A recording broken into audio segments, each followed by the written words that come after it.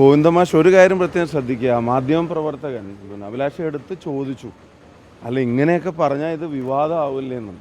അപ്പോൾ അദ്ദേഹം മറുപടി പറഞ്ഞത്, ഉള്ളത് പറഞ്ഞാൽ എന്തിനാ വിവാദമാവുന്നത്, എന്തിനാ ഭയപ്പെടുന്നതെന്ന് ചോദിച്ചു. എന്ന് വെച്ചാൽ അവരുടെ തന്നെ ഭാഷയിൽ പറഞ്ഞാൽ, ബാലേട്ടൻ്റെയൊക്കെ ഭാഷയിൽ പറഞ്ഞാൽ, ക്രിസ്റ്റൽ ക്ലിയറായി ഗോവിന്ദമാഷ് കാര്യം പറഞ്ഞു. ആ ക്രിസ്റ്റൽ ക്ലിയറായി ഗോവിന്ദമാഷ് പറഞ്ഞ കാര്യത്തെ വീണ്ടും ബാലേട്ടൻ്റെ വാക്ക് കടമെടുത്താൽ തീവ്രത കുറക്കാൻ വേണ്ടി നിലമ്പൂർ സ്ഥാനാർത്ഥി ഉൾപ്പെടെയുള്ള ആളുകൾ ശ്രമിച്ചതുകൊണ്ട് കാര്യമില്ല. അത് കേരളത്തിലെ ജനങ്ങളുടെ മുമ്പിൽ വളരെ പ്രകടമായ ഒരു സമ്മതമാണ്. ഇനി ഒരു കാര്യം പറയാം, ഇത് നിലമ്പൂർ തെരഞ്ഞെടുപ്പിൽ പരാജയം ഉറപ്പിച്ച ശേഷം അവസാനമായിട്ട് RSSൻ്റെ വാതിലൊന്ന് കോളിംഗ് ബെല്ല് അടിച്ചു നോക്കിയതാണ്. അങ്ങനെയെങ്കിലും നിലമ്പൂർ തെരഞ്ഞെടുപ്പിൽ എന്തെങ്കിലും മാറ്റം ഉണ്ടാക്കാൻ പറ്റുമെന്ന്. പക്ഷേ ഒരു കാരണവശാലും നിലമ്പൂരിലെ ജനത എടുത്ത തീരുമാനത്തിൽ നിന്ന് അവർ പുറകോട്ട് പോകില്ല. ഐക്യജനാധിപത്യ മുന്നണി വളരെ കംഫർട്ടബിളായിട്ട് നിലമ്പൂർ ജയിക്കും എന്ന കാര്യത്തിന് സംശയം വേണ്ട.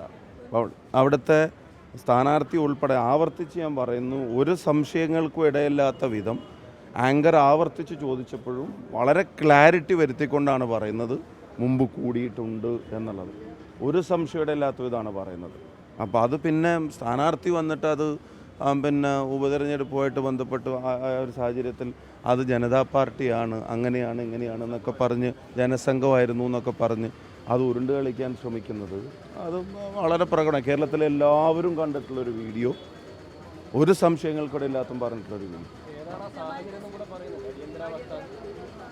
അല്ല, ഏത് സാഹചര്യത്തിൽ അപ്പം അങ്ങനെ അവർക്കൊരു അടിയന്തര സാഹചര്യം വന്നാൽ RSSുമായിട്ട് കൂടും എന്നുള്ളതാണോ ആ സാഹചര്യം എന്നുള്ളതാണ്.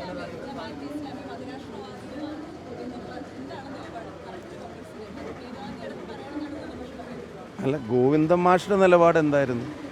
ഈ കോഴിക്കോട് ജില്ലയിലെ മുക്കം മുനിസിപ്പാലിറ്റിയിൽ അവരൊരുമിച്ച് ഭരിച്ചപ്പോൾ ഇതേ സംബന്ധിച്ചുള്ള വാദങ്ങൾ എവിടെയായിരുന്നു? എന്നിട്ടിപ്പോൾ അവർക്ക് ഞങ്ങൾ ആ കാര്യത്തിൽ മറുപടി പറയേണ്ട കാര്യമുണ്ട്. ഇത് ഇപ്പോൾ RSSുമായി ഞങ്ങൾ കൂട്ടുകൂടിയിട്ടുണ്ട് എന്നുള്ള പരസ്യമായ ഒരു, പണ്ട് രഹസ്യബാന്ധവം എന്നൊക്കെ പറഞ്ഞിരുന്നതിന് അല്ലെങ്കിൽ അന്തർധാര എന്നൊക്കെ പറഞ്ഞതിന് ഒരു എസ്റ്റാബ്ലിഷ് ചെയ്യാൻ വേണ്ടി തെരഞ്ഞെടുപ്പിൻ്റെ സമയത്ത് ഒരു ലാസ്റ്റ് ഞാൻ പറഞ്ഞ പോലെ അവസാനമായിട്ടൊന്ന് കോളിംഗ് ബെല്ല് അടിച്ചു നോക്കിയതാണ്. അതുകൊണ്ടൊന്നും നിലമ്പൂരിൽ ഗുണമുണ്ടാവില്ല. നിലമ്പൂരിലെ ജനങ്ങൾ അതിനെ പരാജയപ്പെടുത്തും. ആത്മാഭിമാനമുള്ള സഖാക്കൾ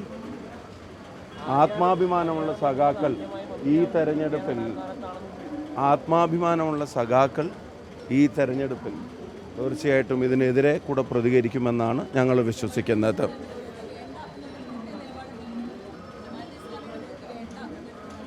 അല്ല, ഞങ്ങൾ പറഞ്ഞല്ലോ, ജമാഅത്ത് ഇസ്ലാമിയുടെ വോട്ടിനെ സംബന്ധിച്ചൊക്കെ ഇപ്പോൾ ഇവരുണ്ടാക്കുന്ന കോൺട്രവേഴ്സീസ്, ആ കോൺട്രവേഴ്സീസിൻ്റെ ബേസ് എന്താ? നിലമ്പൂർ ഉൾപ്പെടെ അതുണ്ടായിട്ടില്ലേ?